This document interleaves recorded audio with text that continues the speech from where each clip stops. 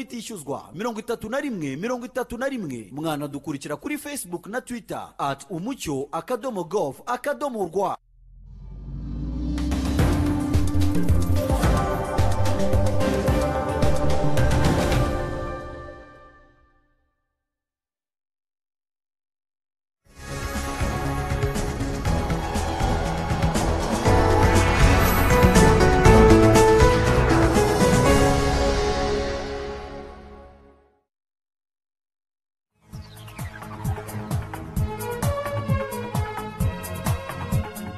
All is well from wherever part of the world you are watching us. It is a special edition. This is not in focus at all, but of course we're putting a clear focus on Rwanda's presidential election, and the Swahilis always say hayawi hayawi hua. For those who are in the diaspora, some of them have already concluded their exercise of voting. And of course, we still have others who are waking up and of course heading to the polling stations. Now, today, the Electoral Commission has offered or issued a press, and of course, they've been giving us updates on how far things stand. And of course, they've been saying that everything is all set and we could be having the final result at least by Tuesday next week. We'll be able to see how things go. But here's what we already know so far in this particular election. This is the final voter list as we speak. As far as the Electoral Commission is concerned, we just want to look at how many numbers we have in the Eastern Province. The men who have registered are 762,746. Of course, this accounting to 46% of the total registered voters. The females, 897,944, accounting to 54% of the total registered voters. The youth here are at 749,426, accounting to 45%. That's what we have. The total voters in the East, registered voters in Eastern Province, 1,660,690. These are the voters that all the three presidential candidates have been trying to woo to be able to get their votes. Of course, we'll also try and look at another province right here. Let's take a look at the Northern Province. The males are 520,932, accounting to 45%. The females, 626,127, accounting to 55%. The youth here, 531,321. Total registered voters in the Northern Province, 1,147,059. This is exactly what we have right there. Of course, we still have other provinces right here. Let's take a look at this particular province in the southern. The males, 722,051, of course, 44%. The females, 903,225, 56% of them, of course, carrying the bigger bulk of the percentage here. The youth, 719,769,000. The total number of them, 1,625,276. What do we have here? This is the Western Province. Of course, these are the figures. 45%. The males, and they're counting to 707,281, and the females 873,111, and of course the youth 742,974. These are the votes that are up for grabs as Rwandans go to the polls. Local Rwandans, those who are living here in Rwanda, tomorrow on the 4th, 1,580,392. Interestingly, the diaspora, those who are living in the diaspora have already cast their ballot, and this is the total number of those who have actually registered to vote. 44,362, with the males 23,955, accounting to 54%. The females 20,407, accounting to 46%, and the youth have definitely accounted to 35% of the total. Let's take a look at how they have registered in, as far as the issue of the polling stations is concerned. That's definitely what has been happening right there. And of course, we have a conversation here that we're going to be talking about tonight on the program. And we have the ambassador of Rwanda in South Africa, and is none other than Vincent Karega. Honorable Ambassador, you have joined us via Skype. Just talk to us very briefly and very quickly on the voting that took place in South Africa. How were things there? Could you just bring us to speed on how the voting took place there? Thank you, Anangwe. Thank you, viewers in Rwanda. As you may know, we had 3 polling stations. Pretoria, here where I am at the High Commission, and then Cape Town and Maputo in Mozambique. We have closed the voting at 8 p.m. as we agreed with the National Electoral Commission, because this is the working day here. So we had many people early in the morning before work, and throughout the day some took leave. It was very impressive. For example, here in Pretoria, where I was the whole day, we saw people coming from Swaziland, people coming from Lesotho, people coming from Durban, 600 kilometers. That's showing really the commitment of Rwandans and the passion to rebuild our country. So elections were smooth in all the 3 stations. We got a bit more people than they registered, so we are dealing with that. So attendance, participation, tranquility, visibility and coverage by local media were quite a success story to tell to Africa, to our own people in Rwanda, and to the world. Right. So you say that that was one of the hindrances, that you received or had more people than the registered numbers. What did they use to vote? How did they vote then? If probably we had a specific number of, voting or ballot papers, how did you deal with that particular challenge right there? We did have some extras, a few, and there were not too many as well. So it's a matter that we could not return them. They had identification and proof that they were Rwandans. So we will deal with that into the reporting back. But the momentum was quite high, and the mood jovial and celebratory, just like it was during the campaign in Rwanda. Right. Of course, there are so many issues right here in Rwanda that were, focal points of conversation as far as this election is concerned. What was it for those Rwandans who were living in South Africa that was so important for them in these elections? They enjoyed the fact that we did not just think of them because we had the elections. We do interact on a regular basis online. We do exchange news of Rwanda, opportunities, and sometimes we get together on different days, National Day, Commemoration Day, Ndi Umunyarwanda event, or just get together. So it was like a family coming together again, but with a common agenda, rebuilding our nation together, and really showing up as committed Rwandans. Right. Before I let you go, Ambassador, of course, in the conversation tonight, we're talking about the issue of democracy and elections in Africa. And of course, there have been different narratives concerning this from various quarters. And most of the time, Africa as a continent and different countries within Africa have received bashing from various quarters as far as democracy is concerned, and even the electoral process. Some have said that this is a process where some people want to just cling on to power and do whatever they want to do to remain in power. Others have actually said that these are processes that are not trustworthy. As a person living outside of Rwanda, what is your perspective on that, and what role probably do Rwandans living outside should be playing in ensuring that the narrative or the real story of Rwanda specifically is told out there? So myself and Rwandan participating who were attended to by the media, we did explain that, first of all, democracy is not a one jacket fits all.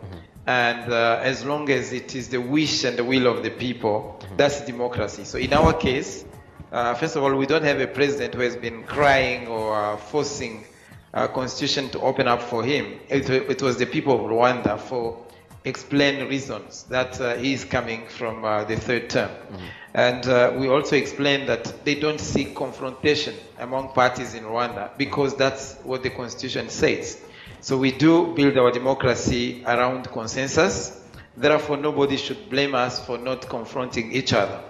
And also, it is too peaceful and too structured and too organized that people abroad do not understand because they are used to see violence and mediation from abroad into fixing Africa. So I think it is time that the world learns that Africa can fix itself and Africa should not necessarily borrow all leaves. We can borrow a leaf, but also build on our trees and make our countries what we think they deserve to be according to our identity, our history, our culture, and our perspective of future. Some here said, yeah, President Kagame is doing well, but he's going to last, and the more President lasts, it becomes an issue. I said, so far he hasn't become an issue for us. Every year he becomes better and better. I think just like an old wine, the older the better. And our president so far has never let us down because he has been around. And we live in a country that is different. We have been picking the pieces to make it a country again after all what happened in '94. So for us, it's not time that matters. It is what we do within the time. And whenever we need change, we have a framework that is a constitution that will allow us for change and when it is necessary and important for Rwanda. So we must be confident, and that's what the diaspora here knows, about who we are. We are not emulating anyone.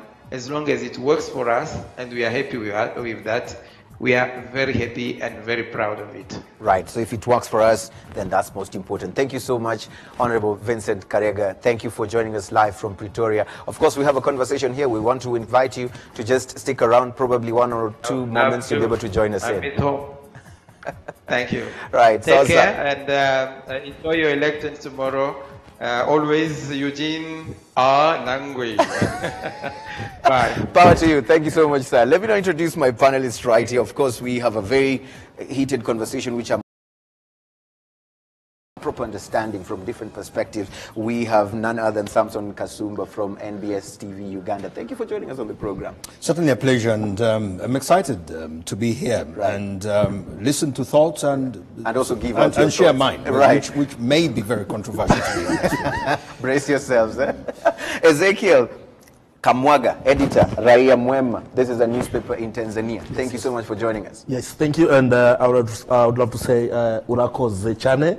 I'm so happy to be in Rwanda. Right. And people in Tanzania are following closely what is going on in Rwanda. Right. And we wish you so well tomorrow so that you finish nation building. Yes. Of course, the good doctor himself, Lonzen Rugira, the voice of reason. Thank you so much for still being here on the program once again. I'm always here. Always here, yes. After this, you go to your dressing room, drink your coffee, and then we call it a day. Let's quickly jump into this. We had Honorable Vincent Karega, the ambassador of Rwanda in South Africa. Of course, he's given his perspective on democracy and given us a picture of how Rwanda's democracy, is shaped. As if it works for us, we are not here to emulate any particular model. But most people have actually said that, you know what, the sort of consensus politics has its pros and cons, and of course I want us to take a few minutes and talk about this. You come from a country where every electioneering period, just like in some of the East African countries like Kenya, it's always heated. It's always sort of confrontational. We've seen running battles with police, chasing after contestant A or B, and it's been like that. Talk to me a bit about the pros and cons of such a democracy in today's African continent. Ugandans have decided the sort of democracy they want, and they have it. And until they decide that they deserve more, they will continue to have that. That's the Ugandan thing. And you can understand when Ugandans find something that does not look like Ugandan democracy strange and odd, and journalists who have grown up covering that and what they call exciting. When they look at Rwandan democracy, which is organized and non-confrontational, they think that that's abnormal. But again, that comes from the fact that philosophically, difference is a problem generally. People think that everything has got to look like what they know. If it doesn't look like what they know, then it is wrong. I was educated to believe that things are not wrong, they are new. So when you come to a place like Rwanda that has deliberately chosen to learn from its history and construct a democracy that resonates with lessons from that history, you have to drop the arrogance of thinking that you should be educating Rwandans on how to run their elections and democracy and learn from them. And I like what the ambassador said. It works for Rwanda. If it works for Rwanda and doesn't work for Uganda, then hallelujah, choruses should be sung. Okay. I wonder why we think that Rwandan democracy must work for Britain. Okay. Ezekiel, it's a perfect time to bring you on board, because some people have said that the Tanzanian democracy, the model of democracy, the way they see the election, peaceful transfer of power, leader A comes, serves their term, they're out, and they hand over in a peaceful way, brotherly hugs, go on, we see the pictures. And some say that that is what we need, but we do not want leaders who stay on, leaders who constitutions get changed, and then they're staying and staying and staying. And they say that the Tanzanian one actually should be what people should be emulating. He says here, if Rwandan's democracy works for Rwandans, hallelujah, let the chorus be sang. I couldn't agree more with him. I think Tanzania, Uganda, Rwanda, all have gone through different processes in democracy and the nation building. So in Tanzania, for the last 40 years, we have been holding elections, peaceful elections, and now if you come and try to bring something like maybe chaos or whatever, Tanzanians themselves, they won't understand you. So we are used to that. And that cannot be said of other countries. Or you cannot say, this is a... are raised. The traditions, we have Swahili culture there, where people are so polite, where people are so understanding, and people do not abide to confrontation. So now you go to other countries where their culture is different. And 40 years ago, our father of the nation, Julius Nyerere, Mwalimu, said democracy is not like a Coca-Cola bottle, where the size in the United States is the same size in UK, same size in what, or the taste is the same. Democracy is not like that. It has to follow some processes in the same country. For example, some countries, they got independence through maybe wars. Some countries like ours did not go through that. So you cannot expect to be similar, you see. So I think what Rwanda is doing, we have to agree with what Rwanda is doing, because it works for them. For Rwanda. Yes, and for Tanzanian, it works for us. And maybe, you never know, in the next generation, maybe there come some politician who will say, maybe we change, but that will come. But at this moment in time, it works in the way it works. Yes. Right. Homeboy, Dr. Lonze. Talk to me a bit about this. We've heard what Samson has said, and of course Ezekiel also, his perspective on that. And I want to hear the issue of continuation. We've had democracies that have been in a certain way during a certain period, and it ended up evolving and changing into something else.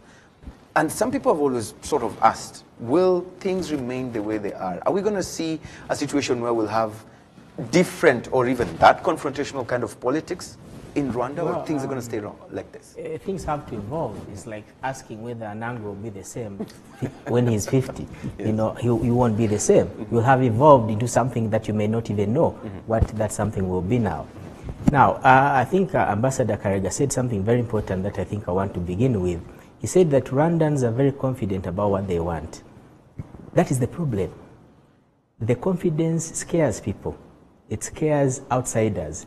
Because democracy was never intended to be in the control of the African. When it was given as a tool after independence, as a method for organizing political society, it was not intended to be controlled by the African. It was supposed to be a tool through which Africans are controlled.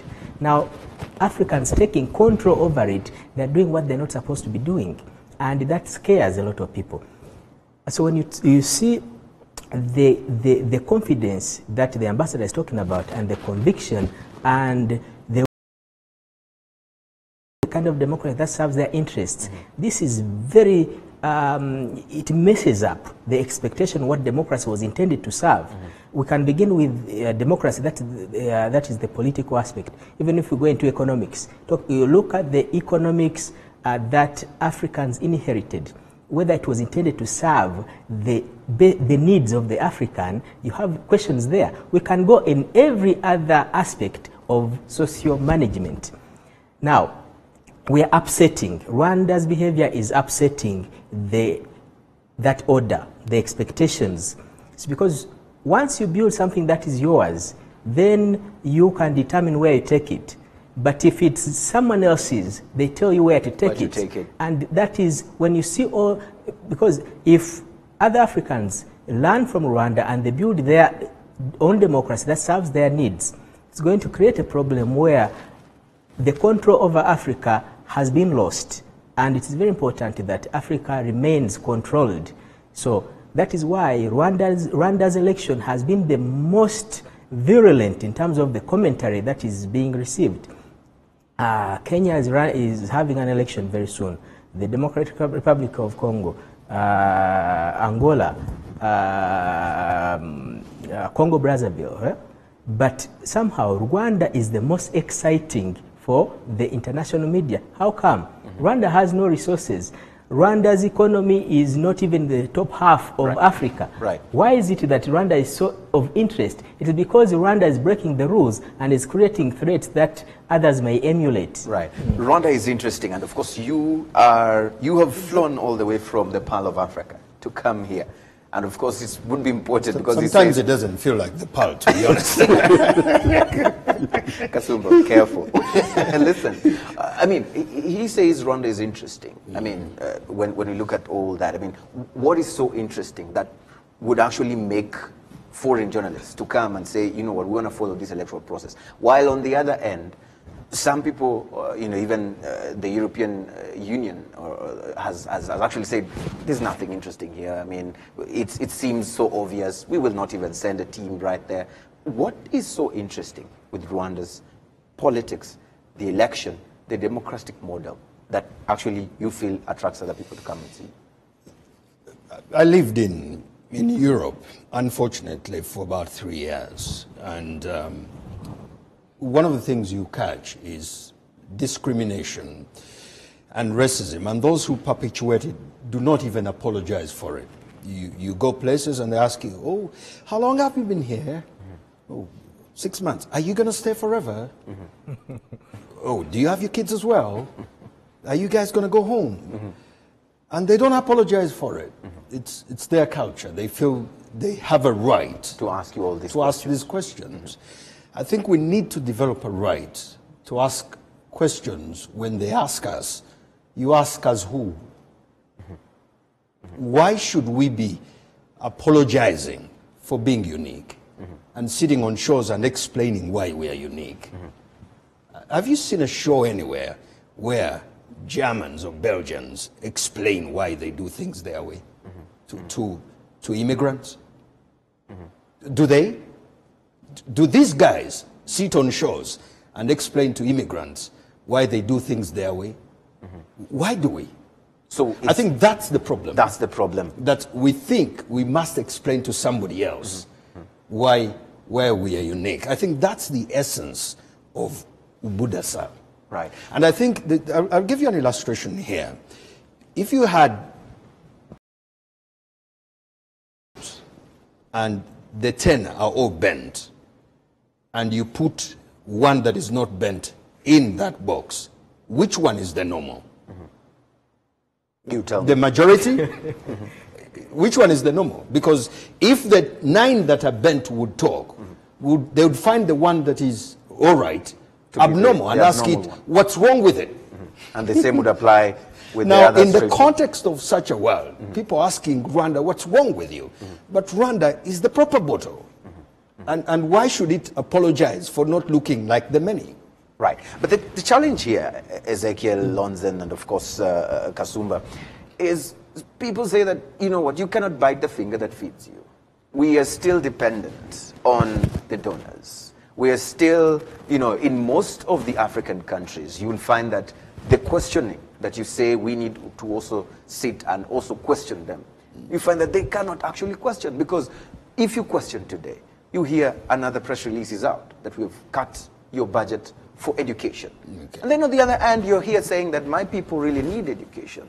So they end up towing the line. We've seen some going, you know, to Western countries to negotiate on issues affecting them back at home. And President Kagame himself one day mocked them and said, that's a moment for most people going to do photo shoots. You know, so how do we, you know, pull off and unplug from this and confidently say no to this? No, I'll ask you, if you have a problem and you go to your neighbor for help and he tells you, yeah, I will help you, but I must sleep with your wife, what do you do? I wonder when I'll be asked for that or that question. You just decide, you just decide, look, I'm going to find other sources for my problem because this guy is just useless. Yes, yes. So I think we need to develop a way of finding solutions to our problems, or finding sources of solutions to our problems that will not understand yes. that where we have a bargaining power, where we have room to be saying that we want you to help us, but on our terms. Right. If you're not helping, thanks. I mean, in most of Africa, is Tanzania ready to say that? You come from Tanzania. Let's talk about Africa is not one whole country. Tanzania is very much ready to do that. And if you've been following recent events, you understand. Maybe a month ago, our parliament passed 3 new laws. And if you look into them, they're about how to make sure that we protect the resources that are in the country. Right. You know, in the past, these big foreign companies used to come to our country. They take gold, they take tanzanite, etc. And then they give us very little. And when they leave, they just leave those big areas with nothing, just waste. And now President Magufuli came into power and said, no, we have to change this one. If you want to come and invest in Tanzania, you have to make sure that we get what we deserve. And you have said about these foreign countries helping us. But if you look into figures, the money that is being taken out of Africa is maybe twice the money that they give us as loans or assistance. So if you look into those kind of facts, if the Tanzania, the likes of Nigeria, the likes of DR Congo, if they get leaders who can say enough is enough and we want to build our countries, maybe giants will be coming out of this continent. And you know, sometimes if you check into those assistance or money they give us, most of the time they give us into areas that will make no impact. The ones that they choose to give us. If you come to Tanzania, the most important policy in our country was the ujamaa na kujitegemea of Mwalimu Nyerere, where Tanzanians felt that dignity, ujamaa na kujitegemea, which is self-reliance, and then we say Africa is one, and then we say dignity of a Tanzanian. That is what you do here in Ugachiro, you see. I'm very happy, Agachiro. Yes. So I'm very happy that Rwanda now has been doing that, because you have to develop, you have to have self-dignity, you have to understand that Africa is one, and you have to know what is the future for us. Right. Perfect. Lonzen, I want you to come in, but before you do that, I want you to hold that particular thought. I'm told we are joined live on Skype by one of the coordinators of the youth in the diaspora. He's called Gustav Mukurarinda. He's the youth coordinator, RCA, in Canada in diaspora. Gustav, can you see me? Because I think I will be able to see. How are you doing? Just quickly feed us or brief us, as a young person, what was so important for you when you went to the polling station in the diaspora, when you're making that decision on who you were voting for, without telling us who it was? Okay, yeah, I'm not going to tell you how I voted, but the first thing, the reason why we young people are now, in numbers to vote is pretty much Agachiro. Yeah, Agachiro, we really want. I was following this show, and everything the gentleman was saying about how sometime they are down at they ask you, even though some of us think we are Canadian, sometimes they ask you where you from, where you going back home, or something like that. So I think that in Rwanda we've just seen that there's the Agachiro, the dignity. So it's coming here too. So we try to do that thing here, and the youth trying to just follow the example. And then I think today is a chance. Right. That you took that opportunity. Having the chance, we really appreciate the fact that we get a chance to do the same thing as the youth do in Rwanda. Right. Right. Gustav, I want to hear from you before I let you go, because the conversation we're having here tonight on this program is on the issue of elections and democracy in Africa. And the bashing that African countries usually receive is mostly from outside of those countries, as far as criticism on their democratic models, the election processes. And The question has always been, what are the ambassadors, so to say, of those countries doing to change that narrative, to tell them the real stories of where they come from? And that, I'm meaning you, people like you who are outside. Are you the ones who are not telling the real stories of what Rwanda is and how Rwanda should be looked at?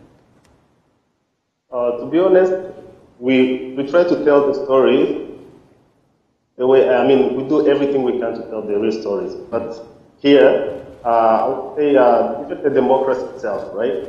Here, we just talk about like a democracy, and then I don't really think the democracy they talk about is really what they say.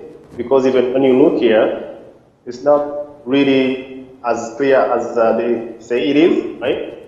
And just right, but already there's an image, there's the information they give to people here that make them consider Africa the way they want. So there's an image they give to Africa. So they tell us that democracy is the choice of people, is what they want. And not by us, it's called the, right? So we try to tell this story, we try to always explain, but honest, let's say, sometimes me, I used to work in a small town where people would ask me like, oh, do you have like a house or something? So we try to tell the story, but TV, the newspaper, they say like different. So it's the education here.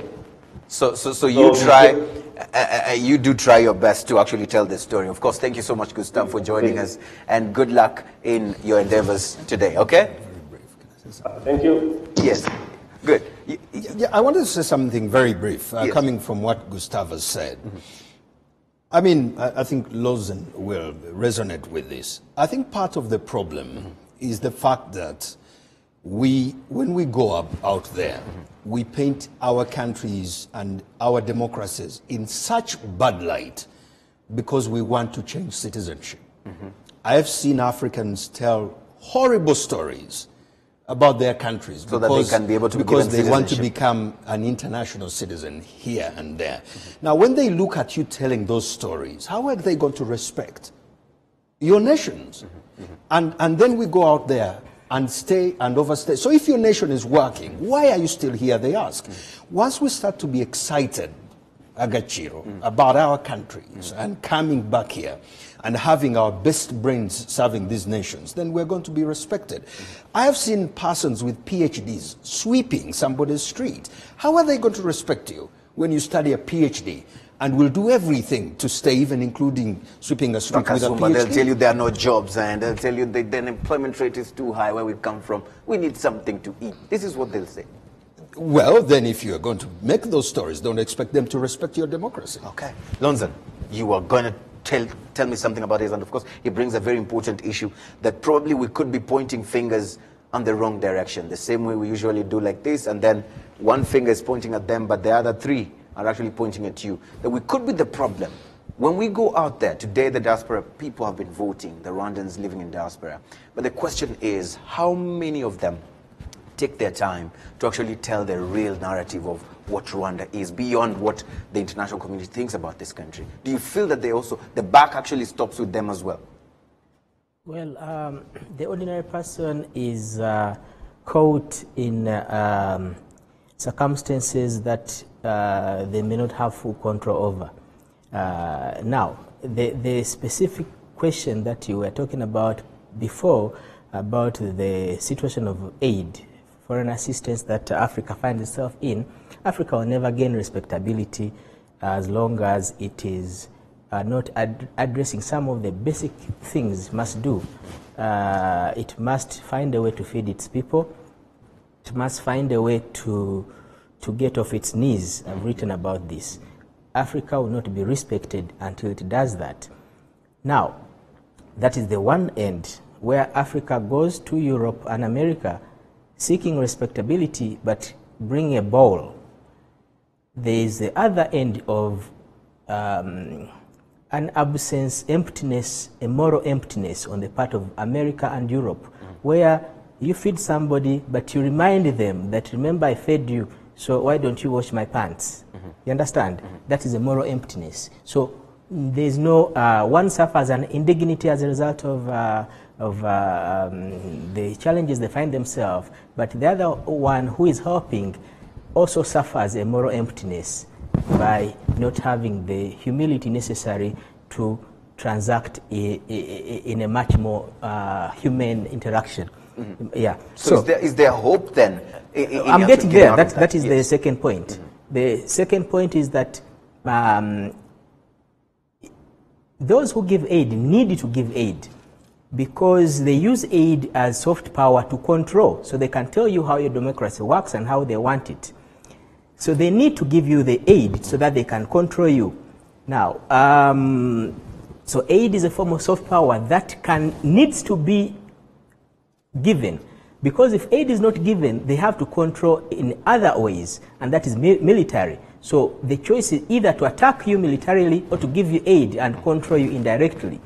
So it is in the interest of the aid giver as well to give the aid. The third point is that the fact that Africa continues to receive aid has put it in a situation where it is not taking the tough decisions it needs to take. If Africa was cut off aid, for instance, it would need to make some of the investments it should have made 50 years ago, investment in agriculture, to the extent that it needs to make, investment in industrialization to add value to the agricultural production, so that it does not export jobs to Europe and America for value addition. So many tough decisions, but Africa has been unable to make the tough decisions it needs to make because it gets this aid that keeps coming, and these crumbs that it receives, it blindfolds it, and therefore it's unable to make the necessary leap that it needs to make. Mm-hmm. So this is a very complex situation in which there is no clear win and loser, and there is mutual indignity that is taking place. Right. Let me talk to you, Ezekiel, as well, just building on what Lonzen says, especially on the issue of Africa standing its ground and actually saying, you know what, we need to make tough decisions.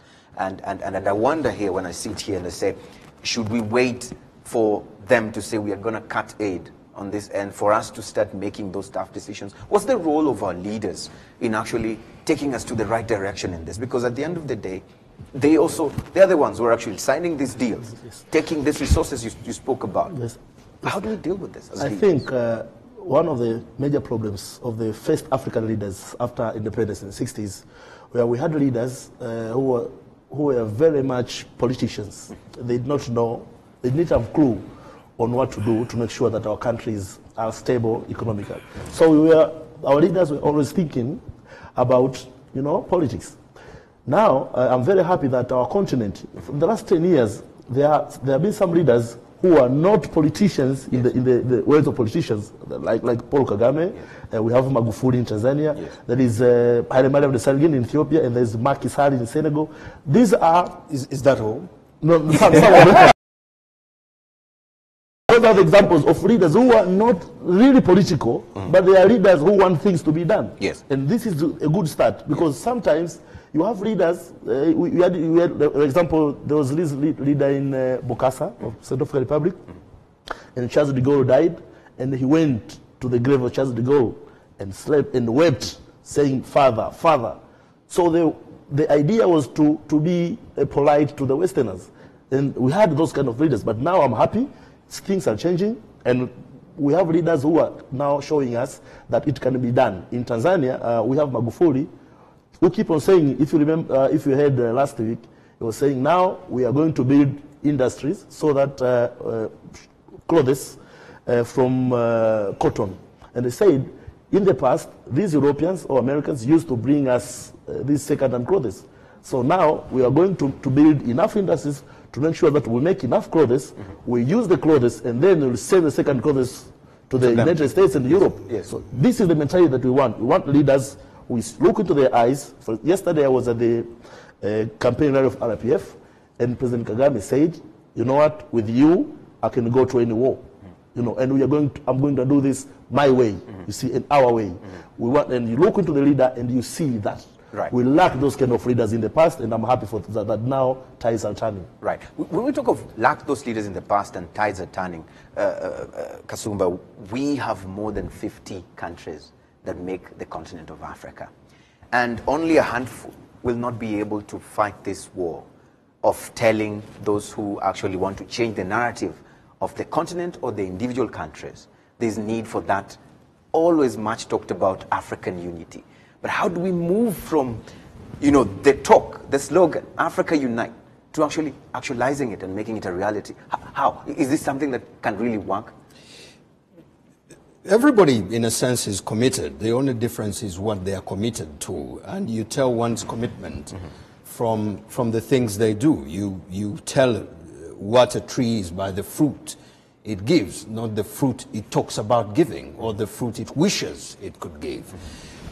You talk about African leaders, and to be honest, if we are to see them as trees and buy their fruit, I doubt there are many who are genuinely interested in Africa, because if they were interested in Africa and working for Africans, you and I know that they would not be doing the sort of the things that they are doing. Right, but now, they got there because they were elected. They went through an electoral process, which we always say it's a democratic process, and they got themselves there. Yeah. So when probably a certain... A democratic process, yes, defined by who?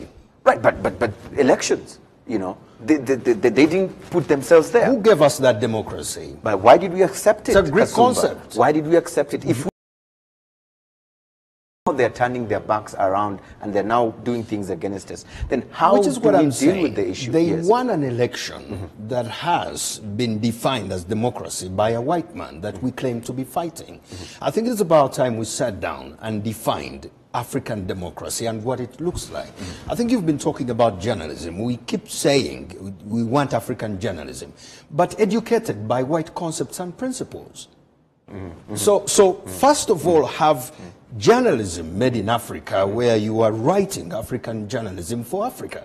Then you can move. But you organize elections based on a Greek principle of democracy. Greeks, the last time I checked, were white people. I doubt when they were creating democracy, they had Africa in mind. But are we being hypocritical? But then why are we going for those elections then? If we feel that it was defined by a white man, then why are we constantly going for them? Why do we still Which is insist exactly on those what I'm processes? saying, that you must get where Rwanda is, where you're happy to rebel and say, we end all this and we're going to construct our own democracy. Let me not be naive here and tell you, when you make those decisions to lead from the front, you're going to face heat. Being different is risky. Being different is painful because you are going to be slated for it. Right. I said not too long ago that life is operated at 3 levels. The levels where you ask the question, is it safe? And if it is not safe, you get off it, and those are cowards. Or you ask the question, is it popular? If it's not popular, you leave it. Those are politicians. But I like the last level where you ask, is it right? I think it is right for Africans to find African solutions to their problems. It's not popular in this world, it's not safe, but it's the right thing to do. And I bet you me, in Africa you will scarcely find 5 leaders who are happy to do that. Right. Lonson, if we bring in Ezekiel here, especially on that particular issue, when then does the meddling become good? Is it always bad? Because we seem to also again be saying that, at the end of the day, we probably could be putting all the eggs in one basket. Is it always bad? Because at the end of the day, we've seen countries within the continent that have gone through turmoil, that at the end of the day, there has been need for a mediation process. So is it always bad? Let me begin from where he stopped. I think that if Kagame was president in any time from the 1970s, 80s, I think he would have been assassinated. Even today, I think that it's not for lack of want. I think there are some countries that would wish to assassinate him, but the culture of assassination is kind of losing its... I would argue that they can't, because he has built an army that can protect him against it. That I agree. I agree. So, why would they want to? Because he's standing out as the odd one out and making them look bad? The same reason they assassinated Lumumba, Sankara. So the point is that if you are trying to mess around with the ideas that you were given to rule with, then you are creating a situation that is not conducive for the reason they want you in power. So then few African presidents who wanted to rule in the interest of the Africans survived. Either they were removed through coup d'etat or they were assassinated directly. And as a result, the African presidents began to be very scared. So they began to be extremely stooges, directly, openly. So you have Habyarimana here. You have Mobutu Sese Seko. You can go all over Africa.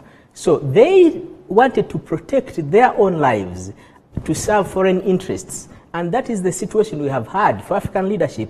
And for a great many of them today, they continue to operate within that framework. They're very afraid of running their countries in the interest of their people. It is safer for them to run their countries in the interest of the foreign powers. And especially in the Francophone West Africa. Yeah? that is much more. You know, they still have the situation where they have a presidential palace and opposite they have a French camp, army camp. So when then, back to my major question, the bullet of the question, when then is the meddling good? Yes. Well, it is the word actually in that context, not even meddling. It is showing leadership. In Burundi, for instance, there's a need for leadership. There was a need, and there still is a need to intervene. Now, the leadership that is needed is absent of hypocrisy, and that is the factor that drives that kind of leadership I'm talking about. Because you can't come to me and tell me that there's something fundamentally problematic with Kagame running for the third term, when Angela Merkel is running for a fourth term. Right. So the hypocrisy means that you are speaking without the leadership with which you need to speak to me about Kagame. You give an example of Burundi, and of course Ezekiel and Kasumba here. It's the same thing that the leadership there will actually say, that leave us alone. This is our own democracy, and this is our own way of doing things. So then, what are we talking about then? How do we then deal with those specific issues where someone will hide behind this is our democracy, this is our way of life? I think sometimes interfering is better. But for me, the interference that I like is the one that was said by the African Union, that maybe we have an African brigade, African solutions for us. Not that like the one in Libya, where the Americans and Europeans decide what is best for Libya. And now the country is in chaos. So I think sometimes there are some kind of leaders in Africa, I'm sad to say, something needs to be done to make sure that their countries now returns to normal. Because what is going on in Burundi now, you cannot say it's better for Burundians. You know, so now what I'm saying is where it matters, where it needs mediation, where it needs interference, then there has to be an African solution. We need to build the capacity. It has to be the African. Yes, the African way. Not yes. the outsiders. Kasumba, very quickly, your thoughts on that. You can refuse to interfere if the problems at your neighbor's house don't affect your own. But there is a point at which you decide that you're solving your problems. And if the solution happens to be going to your neighbor's house for the sake of your own, you have to go there. You don't go there because you want to. You go there because you need peace. So what do you do if your neighbor's house continues to affect your own? I mean, you just have to go. Whether your neighbor wants it or not, you need peace in your own house. So you go and fix it, if he wants. Final round of question, and of course I'm going to start with you, Lonzen. Election processes, for some, have been celebratory. You know, it's been seen as it's a moment to just appreciate and celebrate the success of the past mandate or the past regime. But of course, in other countries, these are periods where are always filled with tension. We have people moving from the cities, migrating back to their, countryside because they feel safer there, not safe where they are out there. And for others, they feel like, you know what, this process, we don't even need it. If it is creating all these kind of situations, then why should we go for electoral processes? Talk to me about your thoughts on how this could actually be changed and why it's even the case in most cases. All that chaos is really a manifestation of a lack of clarity about what you want to do. So these countries are expressing, and unfortunately it's the ordinary person who is being affected greatly. But it means that the country, the elites in that country have not sat down and really thought hard introspectively about what they want to do about their politics. So now it tells you something about the order and peace in this country. It's because the elites of this country have sat down and they've thought seriously, introspectively, as a result of the tragedy that happened in this country that forced that conversation. So as a result, there was a moment of introspection that has produced an order, that has produced a situation that is deliberate and that is an outcome of that introspection. So in these countries, these elites need before any tragedy is forced upon them, they need to think critically, introspectively about what it is that they want to do in the interest of their people. Right.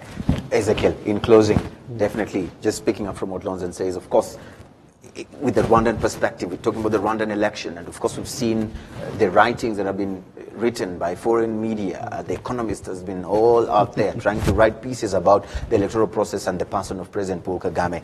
And here I'm asking you as a journalist, what then should be the role of local journalists in dealing with this without looking like they are closing their eyes on certain issues and being objective at the same time? Is this really possible? Can we do this? Should we be doing this? Yeah, we can do it. And, you know, these Westerners have to understand one thing which is very important. I'm coming from Tanzania, and I know our media, for the first 40 years of independence, we played a major role in first making sure that our country is united, and now we speak one language. Newspapers, radio, we're all preaching that we must speak one language, which is very important. We have countries in this region where now they're not even sure what is their national language. You know, you have people who are locals and they communicate in a foreign language. You know, in a country which is Just an say African. Uganda. Yes. We don't have that problem. So the media played that part. And then there was a liberation agenda where all the media in Tanzania said, now we have to make sure that the southern part of Africa is being important then, because for us, democracy or being free was nothing if Africa is not liberated. So the media played that part. And then the level of education in Tanzania was very low. So the media tell people, older people, to go to school. And then by 1980s, Tanzania had the highest number of adult people who go to school. So those were the issues then. Then there are the issue of agriculture, to make sure people farms better, to make sure that people drink, safe So in water. this sense, what should the Rwandan media now, be writing? So Rwanda now, they have to look into what is their major problem now. If they want to develop, they have to make sure to move. I was listening to Philippe Mpaimana, and he was talking about Indian Tambwe, the next step, saying so the Rwandans have to buy into what the current president is doing and move into that other stage where President Kagame even spoke about that, to make sure that, you know, Rwandans look at themselves and say, we are Rwandans, we can take hold of our destiny. We are Rwanda, we want to go there. So that comes the issue in Tanzania we call the national interest.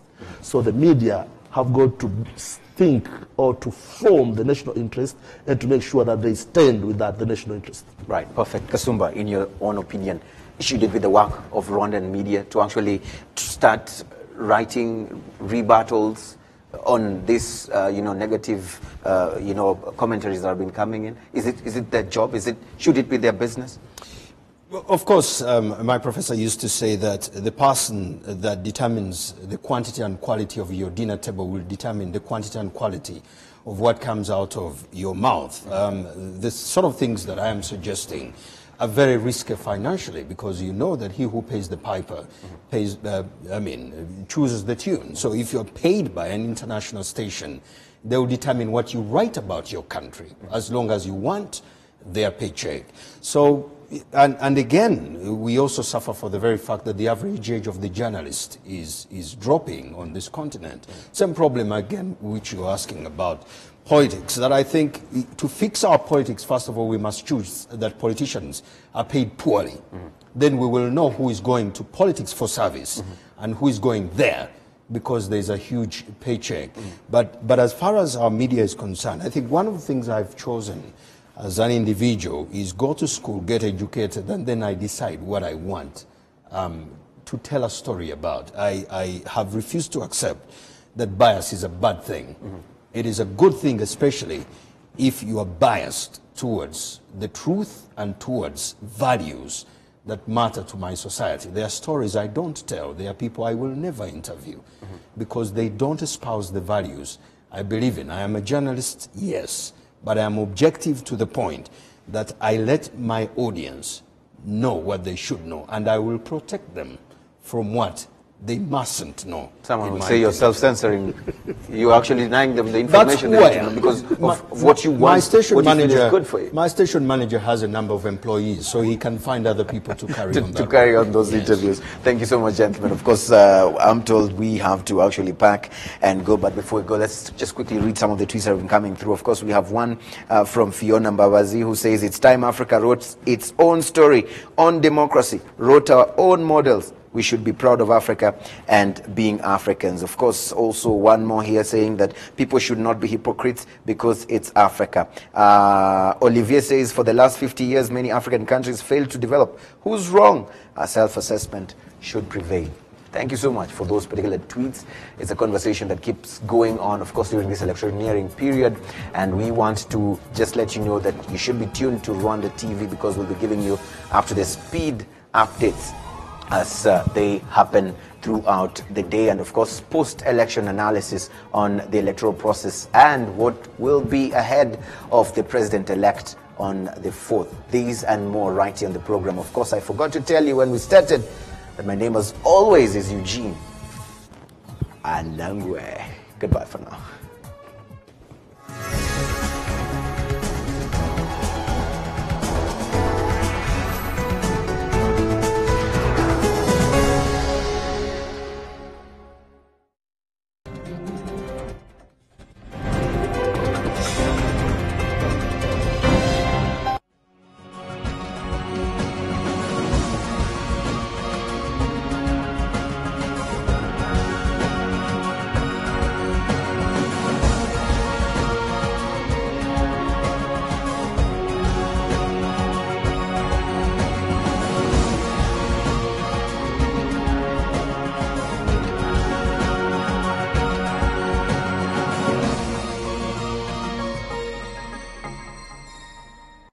Hello, a very warm welcome to the news. My name is Mutesta Opista. A look at the headlines first. Rwandans in the diaspora on Thursday cast their ballots in the presidential election. The National Electoral Commission says presidential election in the diaspora went on smoothly and received high participation from Rwandans abroad. Iran has accused the U.S. of trying to undo the nuclear deal by imposing tough new sanctions.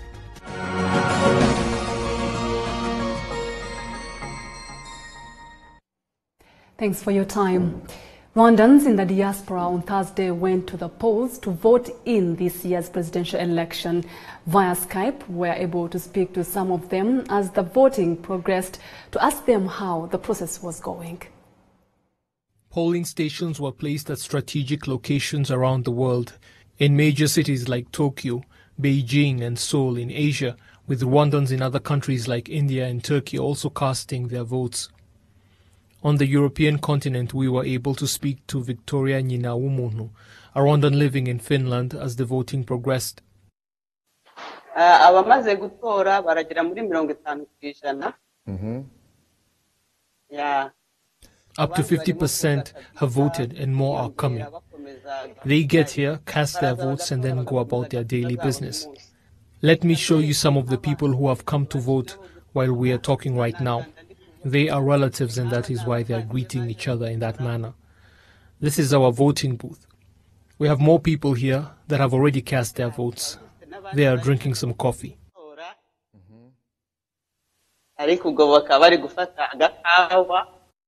We also spoke to Augustine Dufatanye, who has been living in Iceland for the past 19 years and traveled to Sweden to cast his vote for the first time in a presidential election at the age of 40.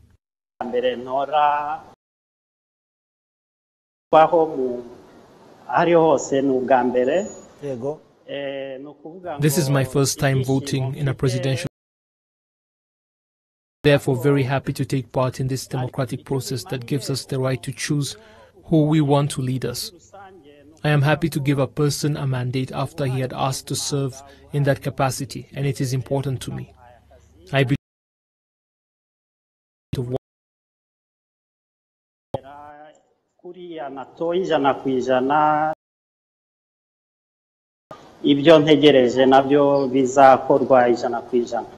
In Denmark, Patrick Makuza cast his vote.